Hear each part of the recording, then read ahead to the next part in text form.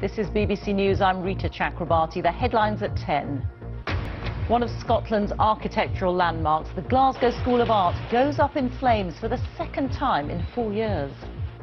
People and the citizens of Glasgow, and certainly further afield, need to be prepared for what they'll see in the next few hours is a very seriously damaged building.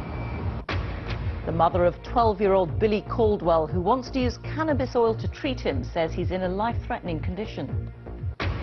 Disappointment from the Prime Minister as a Conservative MP blocks legislation to make upskirting a criminal offence. Also in the next hour, a crucial game for England's rugby players and a stunning goal from Ronaldo in the 2018 World Cup. It's Ronaldo. Oh, he's done it! He has only gone and done it!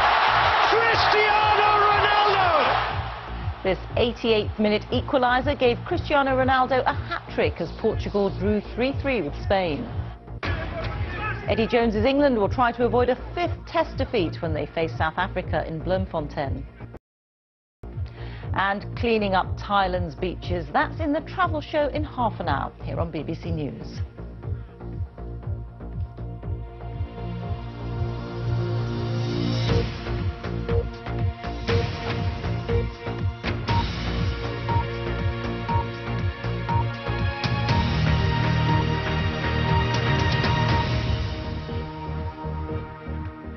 Good morning and welcome to BBC News.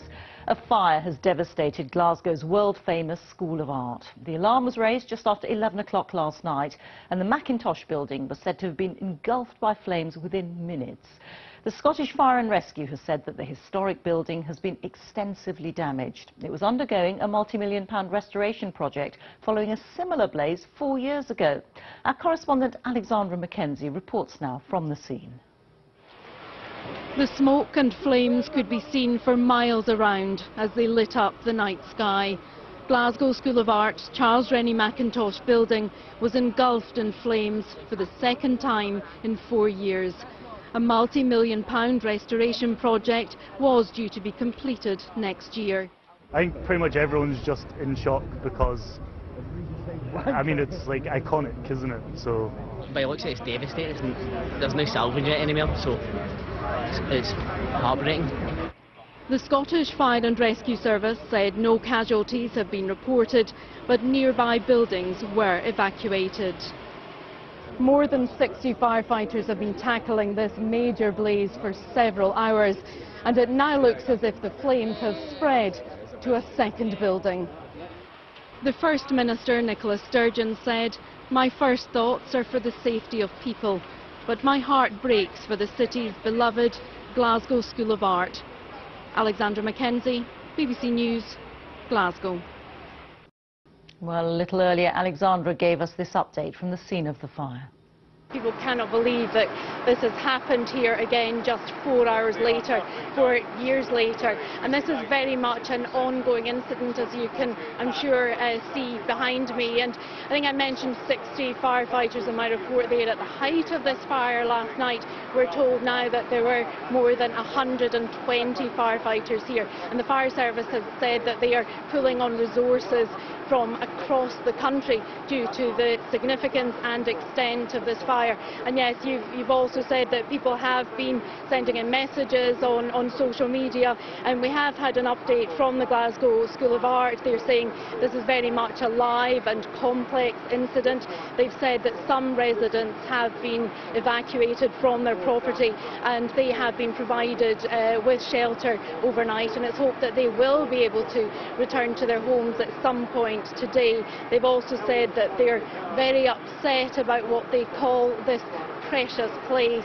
The Macintosh building means a lot to many people across the world, and the Glasgow School of Art has also said, please heed the advice from the emergency services to stay away, as very much this is an ongoing incident.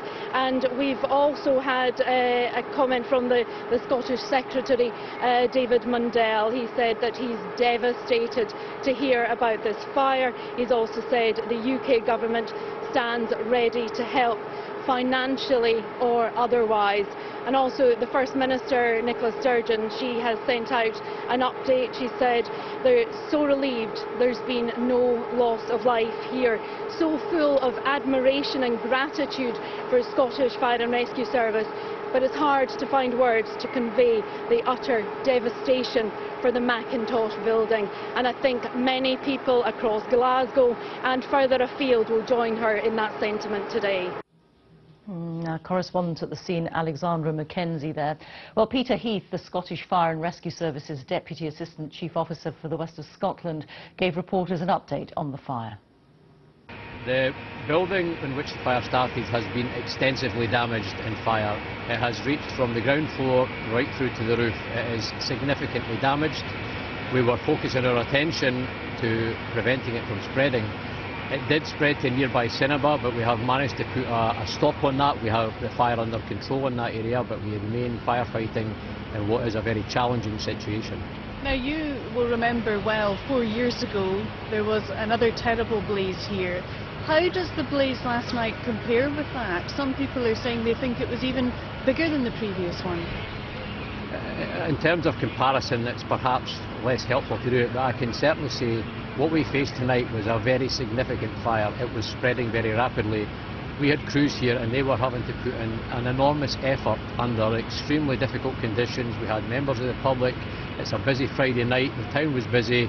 People are out enjoying themselves and there was significant danger here. The fire was spreading quick and we needed to move very quickly, and the crews have worked tirelessly to try and get on top of this. But the fire was spreading at a very quick rate, and our key focus was to continue to work to try and get water on that fire. It's quite extraordinary that nobody has been injured, isn't it?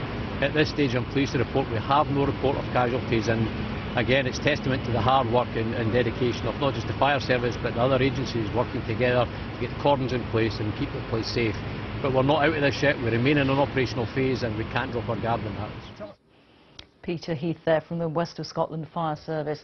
Well, many people have expressed their shock and sadness that another fire has taken hold at the Glasgow School of Art on social media, including a number of well-known personalities with connections to the city and to the school. Fran Healy, the lead singer of Travis, said he couldn't believe what he was seeing and called the situation so sad. The actor Sam Heughan, known for his role in the series Outlander, told Glasgow to stay safe. The artist Alison Watt simply said her heart is breaking. The comedian Gavin Mitchell believes that the fire is worse than last time and said he could hear the structure giving way. The actor and musician Tom Ury called the fire heartbreaking.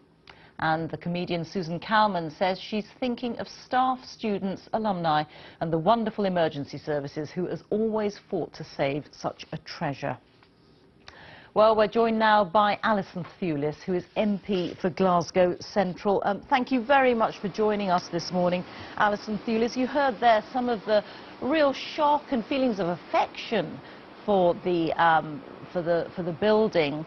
What's your reaction to what's happened today? I absolutely echo those comments. It's absolutely devastating to lose such a building just after we thought that we'd managed to get it saved the last time there was the fire. And I know that so much restoration work has gone on, so much skill and talent going into bringing it back to life again. So it's a real blow to see the damage that was done last night. Mercifully, there's been no loss of life, but the fire did spread, didn't it? Can you give any indication as to why? I don't have any indication as to why this fire spread as it did last night, and as you say, we can be very, very glad that there were no casualties and that the fire service and the police have managed to keep everybody in the city centre safe last night. But the fire does look to be very extensive. It spread also to the O2 ABC venue, which is backs onto the art school. And sadly, it looks as though the damage is quite extensive, and the east side of the building, which the fire service managed to save last time, does look to be extensively damaged. That's what you can see behind me here. And the questions now, of course, are how could this have happened just 4 years after a similar fire? And if anything, this one looks worse. Yes, and I can't speculate as to the cause, and it did happen on a Friday night when you would expect there to be nobody in the building. So we'll have to let the fire service do their investigation work. We'll have to let Glasgow City Council's building control look at that and try and assess what the damage has been and how that was caused. You may have heard earlier that the Scottish Secretary David Mundell is offering assistance from Westminster, be that money, be that anything else, what would you call for? I would certainly call for any support that can be given to the Glasgow School of Art at this time. They have been doing a huge amount of fundraising efforts in order to get the building back to its former glory, and I know that the Scottish Government has also pledged support for that, so that will be a matter of time as to the damage caused and what can be done to the building thereafter. And just finally, I mean, this is your patch, of course. This is a bit of the city that you know very well. Just for people who don't know it, tell us how important this building is to Glasgow. Yeah, this building is absolutely part of the fabric of the city. It's something we hold incredibly dear, and it really is one of Macintosh's treasures, particularly the 150th anniversary of his birth, and we were looking forward to getting it back. And particularly for the people that live up in Garnet Hill behind the art school, and to those alumni and staff of the building, this is a huge blow to them. And the messages I've had on Facebook and seen in social media, this is hitting them very hard, particularly coming 4 years after the previous fire. OK, we're going to have to leave it there. Alison Thewlis, thank you very much indeed for your time. Thank you. Now, a mother seeking permission to use cannabis oil to treat her sick son has said that he's in a life-threatening condition. 12-year-old Billy Caldwell, who's been at the centre of a dispute over the use of cannabis to treat his epilepsy, has been admitted to hospital suffering from seizures. His mother, Charlotte, says her son could die unless he receives cannabis oil. She travelled to Canada to obtain more of the drug, which is illegal in the UK, but the supply was confiscated when she arrived at Heathrow Airport on Monday. Well, our correspondent Keith Doyle joins us now with more details. And Keith, it's a sad story, this. Can you just explain the legal situation surrounding cannabis oil? Yeah, well, first of all, Billy Caldwell was having around 100 epileptic seizures a day. And he was given medicine containing this cannabis oil in the United States in 2016. And then last year, he became the first person in the UK to be prescribed the drug, which contains an element called THC, that's tetrahydrocannabinol, which is in cannabis oil. Now, the Home Office told his GP to stop prescribing this THC because it is illegal. So his mother, as you say, flew to Canada to obtain more, but the drugs were confiscated when they got into Heathrow on Monday. She declared them, and they were confiscated. The seizures have now returned, and Billy was admitted to the Chelsea and Westminster Hospital yesterday, and his mother says his condition is now life-threatening, and she described the Home Office action as beyond cruelty. As you asked me there, cannabis oil is illegal in the UK if it contains this element, this THC. That's the psychoactive element that's found in marijuana. So what are we expecting to happen today? Well, the Home Office is looking at this. It's issued a statement. The statement says that it is deeply sympathetic to the extremely difficult situation that Billy and his family are in. Billy is in the care of medical professionals who are best placed to assess the care and treatment that he requires. The Home Office is contacting Billy's medical team. If the team treating Billy advise a particular course of urgent action, the Home Office will carefully consider what options are available to help facilitate that advice. So that's a statement that the Home Office have issued. You can see reading into that there is some sort of So obviously they're working with the medical teams. As we know, Billy is in the hospital at the moment. So it would seem that maybe they will reach some sort of agreement, some sort of solution. We know that there's going to be a statement from Billy's mother later this morning, and we'll bring that to you as soon as we get it. Indeed we will. OK, Keith, many thanks. The Prime Minister says she's disappointed after one of her own MPs blocked plans to make upskirting a criminal offence. The new law would have seen offenders who secretly take photos up victims' clothes sentenced to up to 2 years in jail.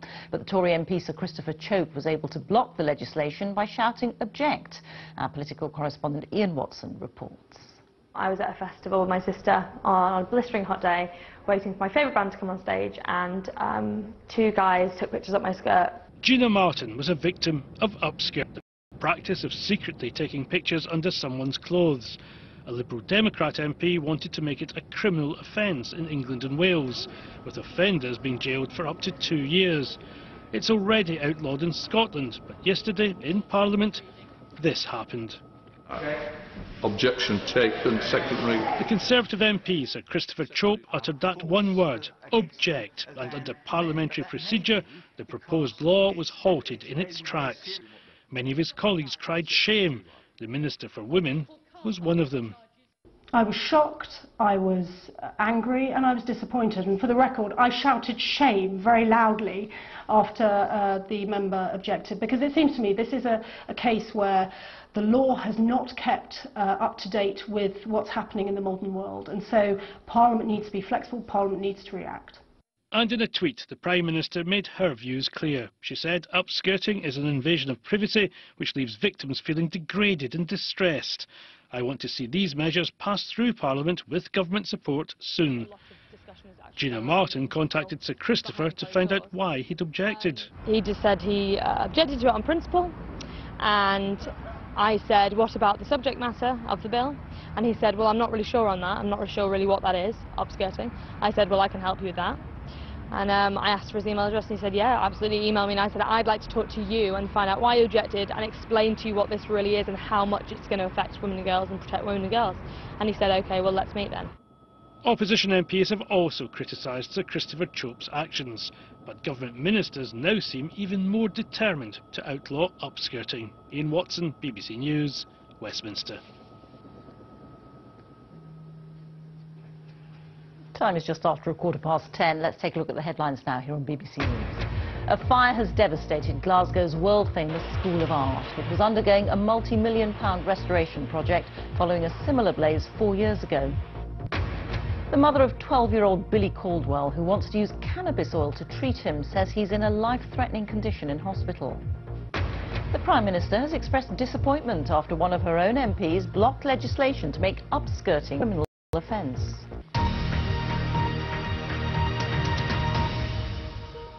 Time for the sport now, and for a full roundup from the BBC Sports Centre, here's Mike Bushell. Mike. Yes, good morning, Rita. Thank you. It is the busiest. Now, hundreds of civilians are said to be trapped in their homes by the latest round of fighting in Yemen. Pro-government forces, backed by Saudi Arabia, are said to have the upper hand in the battle to take the city of Hudaydah. The port is a vital lifeline for aid supplies for millions of people threatened by famine. Sinn Féin will debate changing the party's policy on abortion at its annual conference in Belfast today. Northern Ireland is the only part of the UK where abortion is illegal unless there's a serious risk to a woman's health. The Republic recently voted to change its policy. Well, our Northern Ireland correspondent Chris Page reports. Mary Lou MacDonald is in charge of a party which is the second largest in Northern Ireland and the third largest in the Irish Republic. She's the first new Sinn Féin leader in 35 years, having taken over from Gerry Adams a few months ago. The politician from Dublin had a big role in the campaign in the Republic to end an almost complete ban on abortion. After the referendum last month, the Irish government wants to pass a new law to legalise terminations for any reason until a woman's 12 weeks pregnant. But Sinn Féin policy doesn't go that far, saying that abortion should be allowed only when a woman's health's at risk. So the party leadership's bringing forward a proposal to the conference here to liberalise the position on abortion. It would mean Sinn Féin politicians would have to support the party line on the legislation in the Irish Parliament in Dublin. But some members will argue that they should be allowed a free vote according to their conscience. The party is also pushing for abortion law to be changed north of the Irish border, where there are much more restrictions than in the rest of the UK. Brexit is high in the conference agenda too. Most voters in Northern Ireland wanted to stay in the European Union. I am absolutely opposed to the British government dragging us out of the EU against our will. Sinn Féin wants the whole of Ireland to remain within the EU, just like the people voted. The party wants to be in government in Dublin after the next general election in the Republic, but it's still out of power at Stormont after its coalition partnership with the Democratic Unionists collapsed 17 months ago, and there are currently no negotiations to restore devolution. Chris Page, BBC News, Belfast.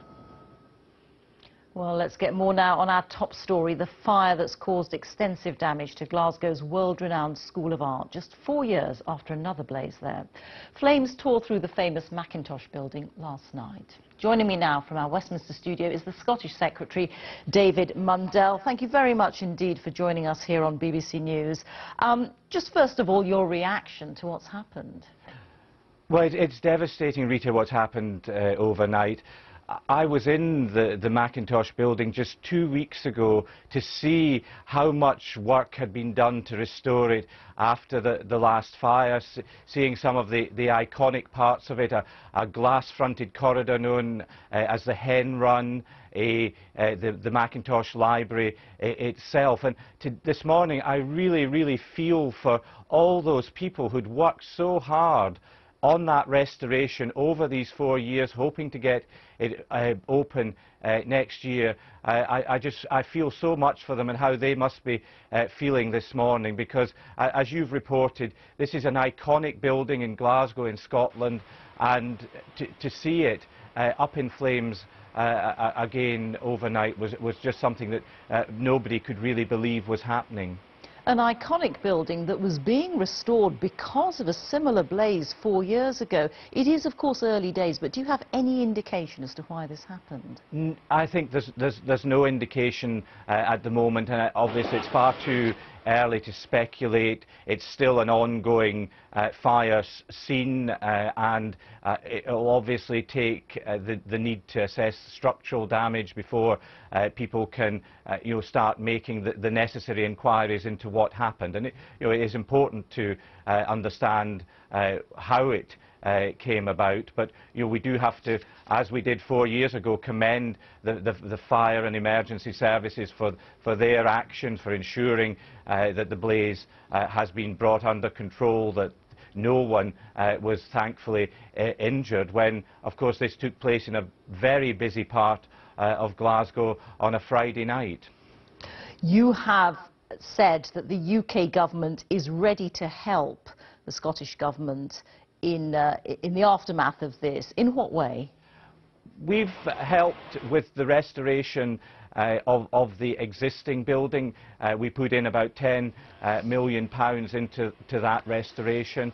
We need to know what's going to be involved if hopefully there can be another restoration, and we stand ready to help again, because we recognise now, as we did previously, what an important building this is to Glasgow, to Scotland. It's, in London equivalents, it's almost a sort of equivalent of Big Ben. It's a building that everybody feels an association with, even if they've never studied art, never crossed the threshold of the School of Art. And of course, Charles Rennie Macintosh's significance across the world remains as strong as ever. We just celebrated in the last few days his 150th anniversary, and that was an event that was marked all over the globe, because he, who designed that building, is also a figure of such a global standing. But I wonder if I could just press you, and just briefly, is the UK government willing to help foot the bill for the restoration of this building? We helped previously, and we will help again. I'm absolutely clear on that. That we are committed to ensuring that this iconic building will be restored if it can be, and we certainly most do hope that it can be. All right. Most grateful for your time. Thank you very much indeed. David Mundell there at Scotland Secretary. OK, time for a look at the weather now with Nick Miller. Hello. We've seen some outbreaks of rain spreading east so far today, and still this afternoon we're going to have some in Scotland, some heavy and maybe thundery at times, though the Northern Isles staying dry. West and south of Scotland seeing some sunshine before the end of the day. Sunny spells, Northern Ireland, catch a shower, could be heavy, similar story into Northern England. For Wales, the Midlands, southwest England, sunny spells, a few showers around, plenty of cloud for East Anglia and the southeast, and feeling cooler compared with yesterday. Into this evening, still a few heavy showers around, particularly across eastern parts, but some sunny spells to end the day too. Clear for a time overnight, cloud increasing in the west later, a few spots dipping down into single figures, especially eastern Scotland, northeast England. Some sunny spells, northeast Scotland, down the eastern side of England for a time tomorrow. A lot of cloud around though, whilst it is generally drier compared with today. For western parts from the cloud, there could be a bit of patchy rain at times. It's breezy across the UK, a little bit warmer in the southeast. That's your forecast.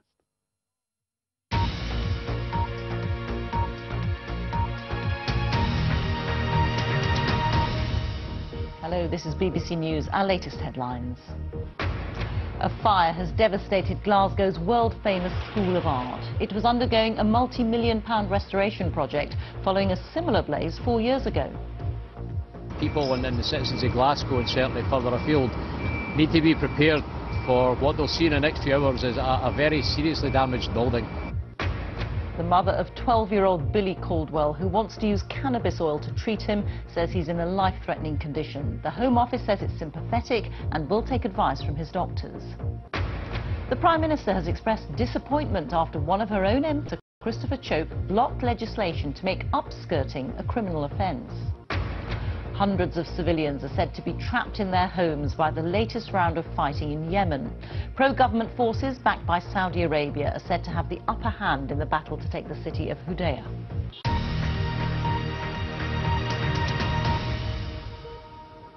Now on BBC News, it's time for the travel show. Coming up.